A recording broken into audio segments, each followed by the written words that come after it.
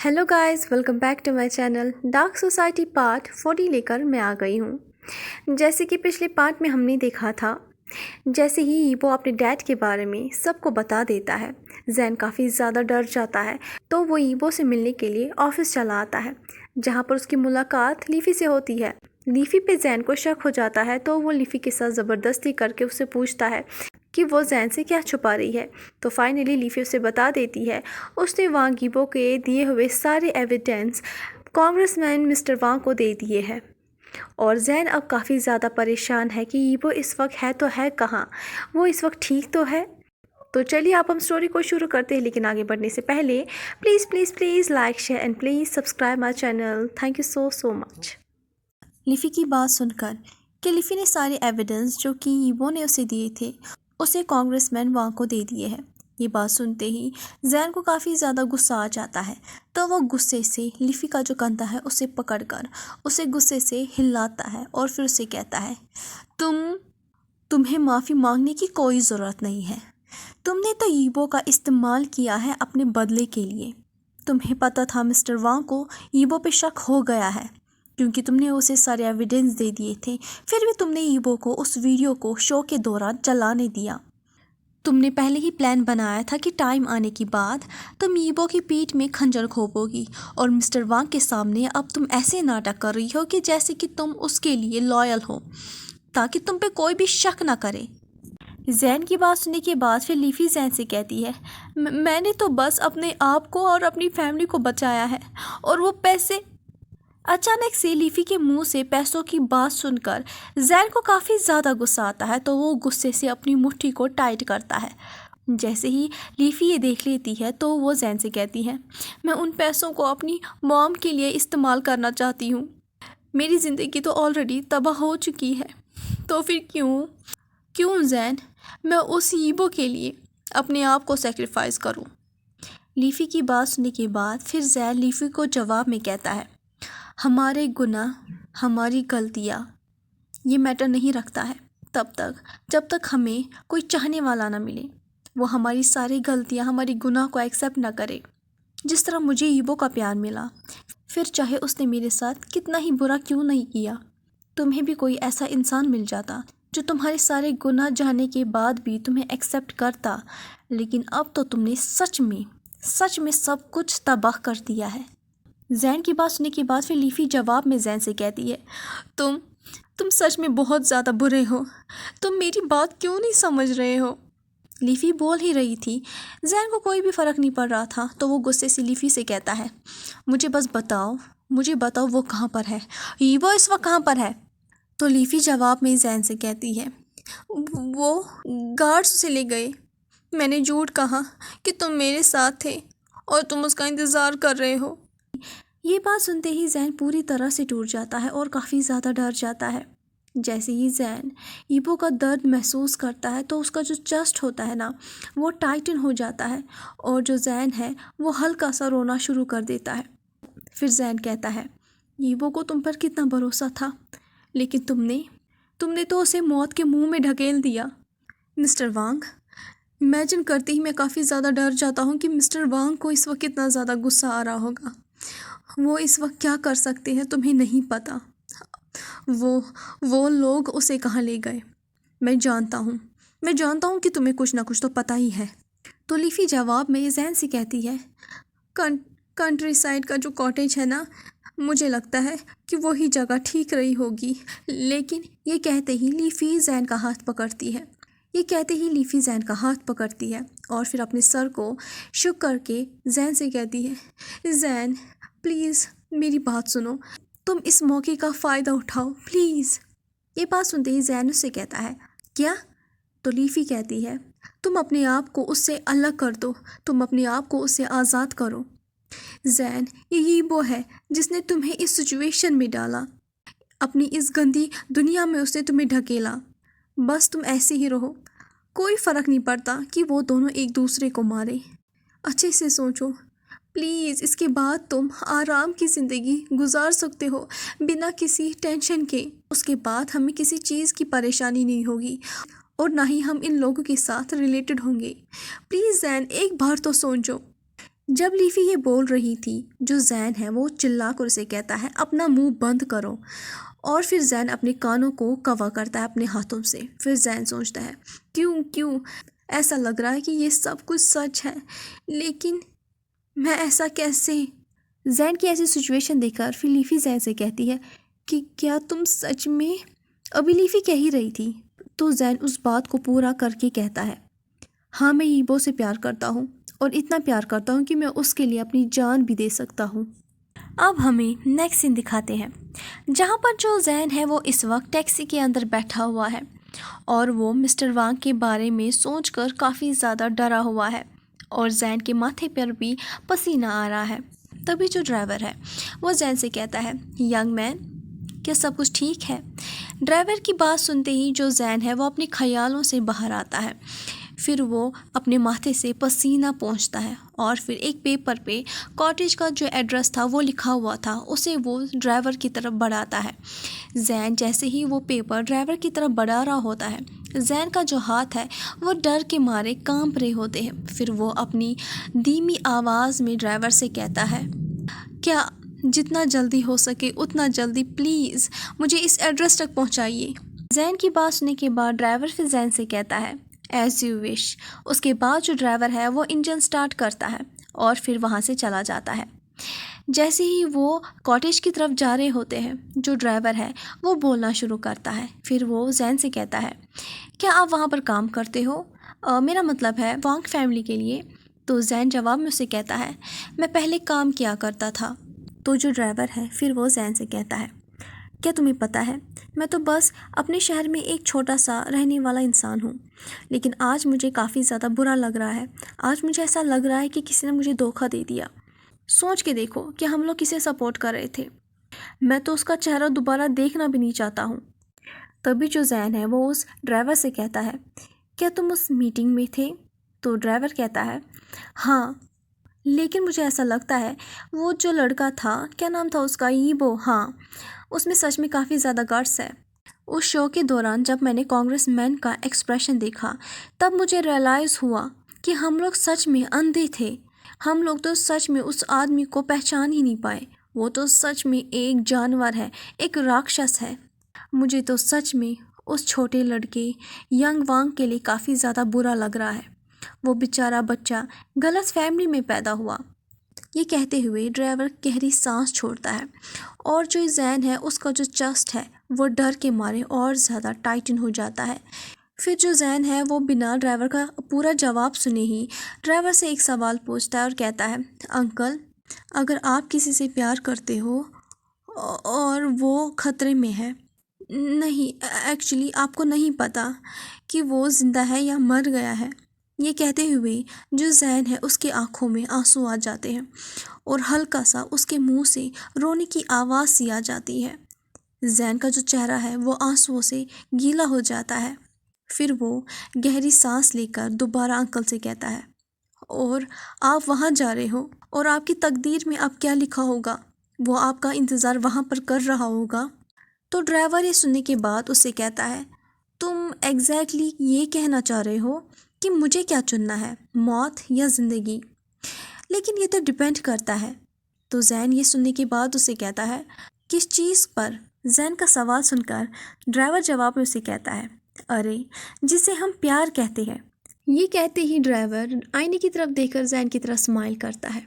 پھر وہ زین سے کہتا ہے یہ میٹر نہیں رکھتا ہے کہ یہ ساؤنڈ کیسا کر رہا ہے، لیکن سب سے بڑی بات یہ ہے کہ میں اپنے آپ کو خوش قسمت سمجھوں گا کہ میں اسے محسوس کر سکتا ہوں کہ میں اس قابل ہوں کہ میری زندگی میں کوئی ایسا شخص ہے۔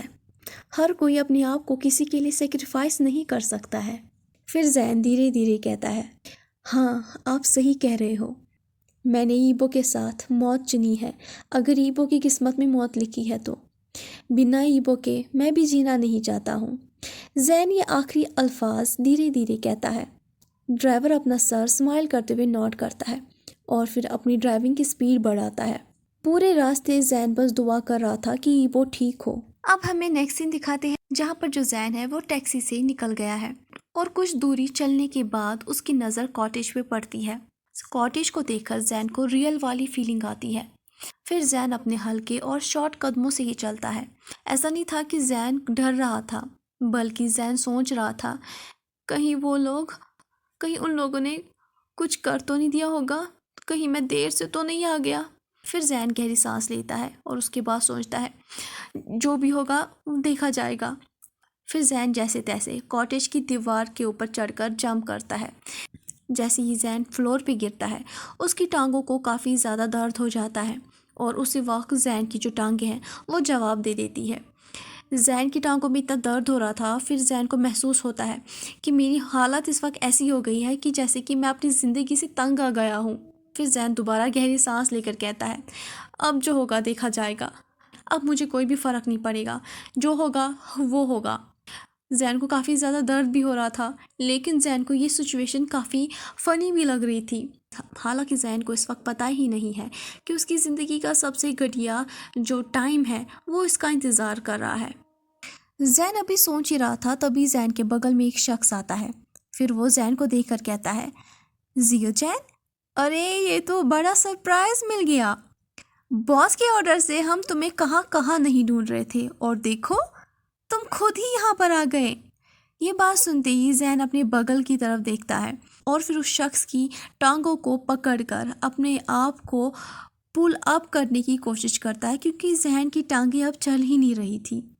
تو زین سب سے پہلے اس شخص سے کہتا ہے مجھے بس اتنا بتاؤ، کیا وہ زندہ ہے؟ پلیز مجھے ایبو کے پاس لے کر جاؤ۔ زین کا سوال سنتے ہی وہ شخص مذاقی انداز میں زین سے کہتا ہے ہاں وہ تو ہے۔ یہ بات سنتے ہی زین کے ہونٹوں پہ اسمائل آ جاتی ہے اور زین زور زور سے ہنسنا شروع کرتا ہے۔ زین کافی زیادہ خوش ہے کیونکہ اوپر والے نے اسے دوبارہ موقع دیا کہ وہ ایبو سے دوبارہ مل سکے۔ اس کے بعد پھر وہ شخص زین کو ٹائٹلی پکڑ لیتا ہے اور اسے گھسیٹتے ہوئے لے کر چلا جاتا ہے۔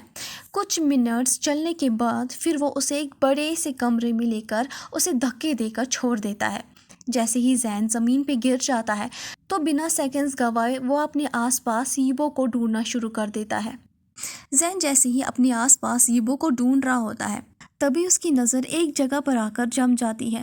جب اس کی نظر فلور پہ پڑی ہوئی ایک باڈی کے اوپر جاتی ہے جو کہ بالکل بھی موو نہیں کر رہی تھی، وہ باڈی کافی زیادہ ویک اور کافی زیادہ ٹائنی دکھ رہی تھی۔ وہ کسی اور کی باڈی نہیں بلکہ ایبو کی باڈی تھی۔ جیسے ہی زین ایبو کو دیکھتا ہے تو وہ ایبو کا نام لے کر چلاتا ہے ایبو۔ جیسے ہی ایبو اپنا نام سنتا ہے تو اس کی جو باڈی ہے وہ ہلکا سا موو کرتی ہے۔ جو زین ہے وہ کوشش کرتا ہے کہ وہ ایبو کے پاس چلا جائے، لیکن جو وہ شخص تھا وہ زین کی دونوں ٹانگوں کو ٹائٹلی باندھ دیتا ہے۔ زین جو ہے وہ کافی زیادہ کوشش کرتا ہے، اپنی فل اسٹرینتھ کے ساتھ کوشش کرتا ہے کہ وہ اپنے آپ کو آزاد کر سکے، لیکن اس کی ساری جو محنت ہے وہ بیکار چلی جاتی ہے، اور تبھی وہ جو شخص ہے وہ اس روم سے چلا جاتا ہے۔ زین جیسے دیکھتا ہے کہ وہ شخص وہاں سے چلا گیا تو زین اس موقع کا استعمال کرتا ہے اور کوشش کرتا ہے کہ وہ ایبو کی طرف چلا جائے اور ایبو کا چہرہ دیکھے۔ ایبو جو ہے اس کے دونوں ہاتھ پیچھے کی طرف اس کی پیٹھ کی طرف باندھ دیے گئے تھے اور اس کی ٹانگوں کو ایک موٹی سی چین کے ساتھ باندھ دیا گیا تھا، جیسے کہ ایبو کوئی جنگلی جانور ہو۔ پھر تبھی جو زین ہے وہ چلا کر کہتا ہے وہ لوگ تمہارے ساتھ ایسا کیسے کر سکتے ہیں، پلیز۔ زین چلا کر ایبو سے کہتا ہے اور پھر کوشش کرتا ہے کہ وہ ایبو کے کلوز چلا جائے۔ پھر زین دوبارہ چلا کر ایبو سے کہتا ہے ایبو کچھ کہو، ایبو کچھ کہو پلیز، میں تمہاری آواز سننا چاہتا ہوں، ایبو پلیز۔ تبھی جو ایبو ہے وہ اپنی درد بھری گہری آواز سے دھیرے دھیرے کہتا ہے مجھے معاف کرو۔ یہ کہتے ہی ایبو ہلکا سا روتا ہے اور پھر کوشش کرتا ہے کہ وہ دیوار کے ساتھ اپنے آپ کو آرام سے رکھ سکے۔ ایبو کی پوری باڈی خون سے سنی ہوئی تھی، ایبو کے جسم کے اوپر کافی زیادہ گہرے زخم بھی لگے تھے۔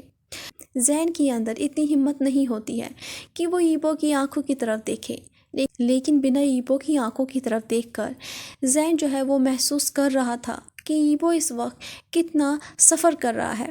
پھر ایبو دوبارہ زین سے کہتا ہے مجھے معاف کرنا کہ میں اپنا وعدہ پورا نہیں کر پایا، کہ میں اپنا خیال رکھوں گا زین، تمہارے لیے۔ تبھی جو زین ہے وہ جواب میں ایبو سے کہتا ہے، تمہیں کرنا چاہیے تھا وانگ ایبو، مجھے تم سے نفرت ہے، میں تم سے نفرت کرتا ہوں۔ زین یہ دھیرے دھیرے کہتا ہے، اور یہ بات سن کر ایبو کے جو سوکھے ہونٹ تھے اس پہ ہلکی سی اسمائل آ جاتی ہے۔ تبھی جو ایبو ہے وہ زین سے کہتا ہے، I love you too زیو جین۔ یہ کچھ ورڈز کافی زیادہ سافٹ ساؤنڈ کر رہے تھے۔ سب سے بڑی بات تو یہ تھی کہ جو زین ہے وہ ایبو کو چھو نہیں پا رہا تھا، وہ بس رینگ سکتا تھا، نہ ہی وہ ایبو کے زخموں کو ہیل کر سکتا تھا پہلے کی طرح۔ اور سب سے بڑی بات تو یہ تھی کہ ان دونوں کو ایک دوسرے سے کافی دوری پہ باندھ دیا گیا تھا تاکہ وہ دونوں ایک دوسرے کو دور سے دیکھ کر سفر کر سکے، جس کی وجہ سے جو زین ہے وہ اور زیادہ فرسٹریشن میں ہو کر پاگل ہو جاتا ہے۔ پھر جو زین ہے وہ ایبو سے کہتا ہے، وہ تمہارا 2 کوڑی کا باپ، اس نے تمہارے ساتھ دوبارہ ایسا کیا نا؟ اگر میں ہوتا۔ ابھی زین بول ہی رہا تھا تبھی ایبو کہتا ہے، مجھے اب درد محسوس نہیں ہو رہا ہے، بالکل بھی نہیں۔ لیکن یہ کہتے ہی جو ایبو ہے وہ زین کی طرف دیکھتا ہے اور اپنے ہونٹوں پہ درد بھری اسمائل لا کر کہتا ہے، زین، تم نے مجھے درد دیا ہے یہاں میرے دل میں۔ تبھی زین ایبو سے کہتا ہے، ایبو؟ پھر جو ایبو ہے وہ زین سے کہتا ہے، پہلے تو تم مجھ سے لڑتے تھے تاکہ تم مجھ سے دور ہو سکو اور میں ہمیشہ تمہارے ساتھ ہی رہنا چاہتا تھا، لیکن اب چاہے کچھ بھی ہو جائے، میں نے کتنی بار کوشش کی کہ میں تم سے دور ہو جاؤں لیکن تم ہر بار واپس آ جاتے ہو۔ حالانکہ میں نے تم سے پہلے بھی کہا، تمہیں تو پتہ ہی ہے نا، اگر اس دنیا میں تمہارے لیے کوئی سب سے زیادہ خوش ہوگا تو وہ صرف میں ہوں، اور میں نے چاہا بھی کیا تھا، میں نے تم سے کہا تھا نا کہ واپس مت آنا، میری تلاش مت کرنا۔ تو جو زین ہے وہ کچھ سیکنڈز لینے کے بعد ہیزیٹیٹ ہو کر پھر ایبو سے کہتا ہے، یہاں آنے سے پہلے میں کافی زیادہ ڈر گیا تھا، مجھے اپنے آپ سے نفرت ہو رہی ہے کہ اگر میں نے اپنا بوجھ تم پر ڈالا ہے۔ زین کی بات سننے کے بعد جو ایبو ہے وہ ٹوٹ جاتا ہے، وہ اداس ہو جاتا ہے۔ پھر وہ زین سے کہتا ہے، اگر ایسا ہے مجھے بھی تم سے معافی مانگنی ہے، اس چیز کے لیے معافی مانگنی ہے کہ جب میں نے تمہاری آواز سنی تو میرے دل کے اندر خوشی سی چھا گئی، یہ سوچ کر کہ اب تمہیں بھی پیٹیں گے، تم بھی پیٹو گے میری طرح، تمہیں بھی ڈر لگے گا مرنے کا میری طرح، اور ساتھ ہی ساتھ تم نے اپنی جان بھی جوخم میں ڈالی میرے لیے۔ یہ کہتے ہوئے ایبو جو ہے وہ اپنا چہرہ اپنے دونوں ہاتھوں میں چھپا لیتا ہے اور زور زور سے رونا شروع کر دیتا ہے۔ ایبو کو روتے ہوئے دیکھ کر زین سے برداشت ہی نہیں ہو پاتا ہے، تو زین اپنی باڈی کو فورسلی پل کرتا ہے کہ وہ ایبو کی طرف چلا جائے۔ زین اپنی باڈی کو اتنا فورس کر رہا ہوتا ہے، تبھی زین کے جو اینکلز ہوتے ہیں ان سے خون آنا شروع ہو جاتا ہے۔ زین کوشش کرتا رہتا ہے اور پھر فائنلی زین مینیج کر پاتا ہے کہ وہ ایبو کو چھو سکے۔ جیسے ہی زین ایبو کو چھوتا ہے تبھی ایبو شیور کرتا ہے اور زین کی طرف دیکھتا ہے۔ پھر ایبو زین سے کہتا ہے، تمہیں ایسا نہیں کرنا تھا مائی لو۔ اسی کے ساتھ آج کا پارٹ یہیں پر ختم ہوتا ہے۔ آپ کو یہ پارٹ جیسا بھی لگا ہو please like share and please subscribe my channel. Thank you so much.